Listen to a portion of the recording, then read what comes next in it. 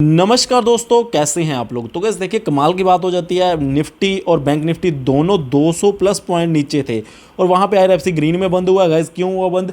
ज़्यादा तेजी तो नहीं थी, बट गैस देखिए 5 पैसे ऊपर था। कहने का मतलब कि ग्रीन में बंद हुआ है ना, यही अपने आप में बड़ी बात है कि आपका पोर्टफोलियो का शेयर ग्रीन में बंद हुआ हो जबकि पूरी मार्केट नेगेटिव इंपैक्ट दिखा रही हो।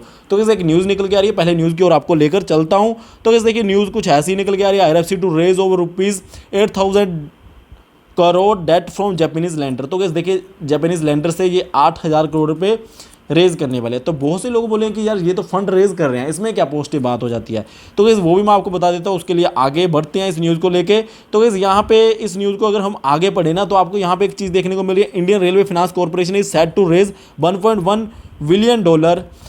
तो गैस यहाँ पे इन्होंने इन रुपीज़ बता दिया कि 8,440 करोड़ बन जाते हैं through a yen denominated syndicated offshore loan. तो गैस देखिए, यहाँ पे ये कुछ बैंक्स के नाम भी दे रखे जिनके साथ इनका एग्रीमेंट हुआ है, ठीक है गाइज। और गाइज अगर इसी बात को आगे देखा जाए तो द लोन में बी रेज्ड इन 2 ट्रेंचेस। तो गाइज ये भी बात बोली गई है कि जो ये लोन है ना, ये 2 ट्रेंचेस में लिया जा सकता है। तो एक पहला हो सकता है कि $400 मिलियन एक बार लिया जाए लोन, और दूसरी बार में $700 मिलियन एज अ लोन लिया जाए। और 400 वाले का टेन्योर रहने वाला, जो वो टेन्योर 7 साल का रहने वाला, और $700 मिलियन वाले का 10 साल का टेन्योर रहने वाला है।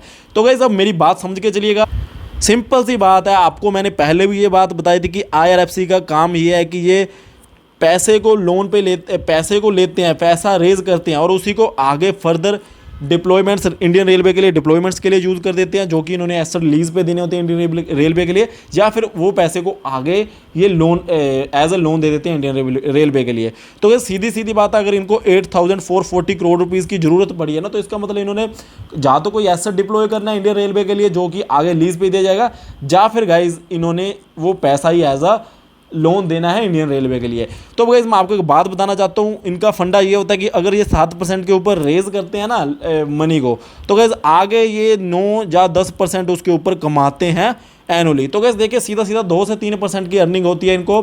तो अगर मैं बात करूं कि हाँ 8,000 करोड़ 8,440 करोड़ और इसका 2% भी लगाऊं कि हाँ इसके ऊपर ये 2% भी कंपनी एनुअली कमाएगी ना, तो इनके जो प्रॉफिट है ऑलरेडी उसमें 170 करोड़ के आसपास एक्स्ट्रा अब प्रॉफिट्स आएंगे एनुअली। तो इस देखिए, अपने आप में एक बढ़िया ही बात है। इनको पैसा इसीलिए रेज करना है क्योंकि इनको पता है कि आगे पैसे की ज़रूरत है। तो गैस अगर इस कंपनी को पैसा रेज करने की ज़रूरत पड़ रही है ना, तो यहाँ पे कोई नेगेटिव बात नहीं है। यहाँ पे बात यह है कि इनको वो पैसा आगे कहीं देना और एक इनका इनकम का और भी जरिया बन रहा है, ठीक है गाइज। तो ये थी हमारी गाइज देखिए न्यूज़ की हाँ आईआरएफसी में जो 8,440 करोड़ है वो क्या चीज़ है चल रही है, क्या न्यूज़ निकल के आई है। तो यहाँ पे ये बिल्कुल पॉजिटिव चीज़ लेके चलिएगा। अगर आपके पास भी आईआरएफसी शेयर है तो वीडियो को जरूर लाइक करिए और बेल आइकन को प्रेस कर दीजिए ऐसे अपडेट्स पाने के लिए। Thank you guys for watching. जय हिंद।